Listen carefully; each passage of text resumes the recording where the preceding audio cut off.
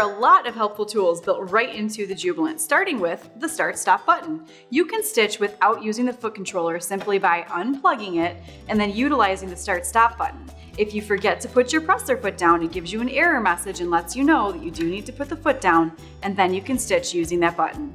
Next, we have the reverse stitching button. Anytime that you touch and hold the reverse button, the machine will sew continuously in reverse until you let go of it. You can also use that to indicate when it's time to do a locking stitch. Another button you can touch to tie off is the reinforcement key. When you select the reinforcement key, the machine will finish a stitch that it's on. You'll see a little green LED light appear here, and it's just the machine letting you know that it's going to complete the stitch and then lock in. Another helpful tool is the needle position button. You can touch that button to lift or lower the needle at any time. Here we have speed control. You can adjust the speed all the way to the fastest, or slow it down, or somewhere in between. Across the front of the machine, you'll find some additional buttons. Here we have the twin needle key. And when you have selected that, an icon appears right on screen just to let you know that you are in twin needle mode, and the machine will not allow you to select stitches that can't safely be stitched using a twin needle.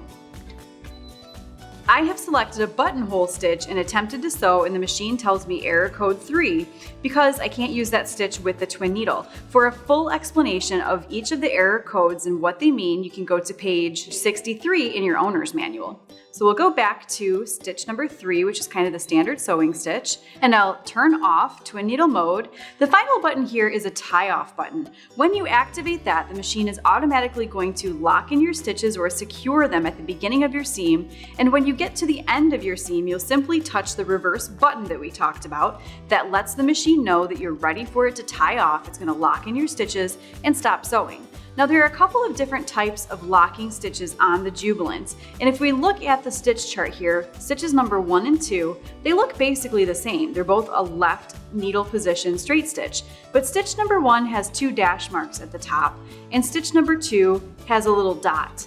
When you select a stitch that has those 2 dash marks at the top of the icon, it's letting you know that the machine is going to automatically take 3 stitches forwards, 3 stitches backwards, and 3 forward again to lock in a stitch.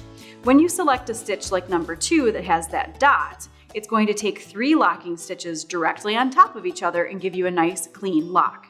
All of the tensions for each individual stitch are preset on the Jubilant, so you shouldn't have to adjust your tensions for standard stitching. But sometimes for certain techniques, we want to be able to adjust the tension, and you do have that ability with this dial right here. Between 3 and 4 is where it should be all the time when you're stitching, but again, if you want to, for a specialty technique, adjust the tension, that's where you'll do it.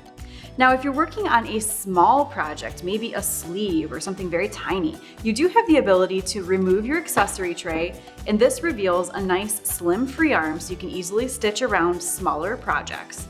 And if you love to free motion sew, you've also got the ability to lower the feed dog so that you can easily move your fabric beneath your presser foot. To bring the feed dogs back up, just rotate the hand wheel toward you or touch your needle up down button.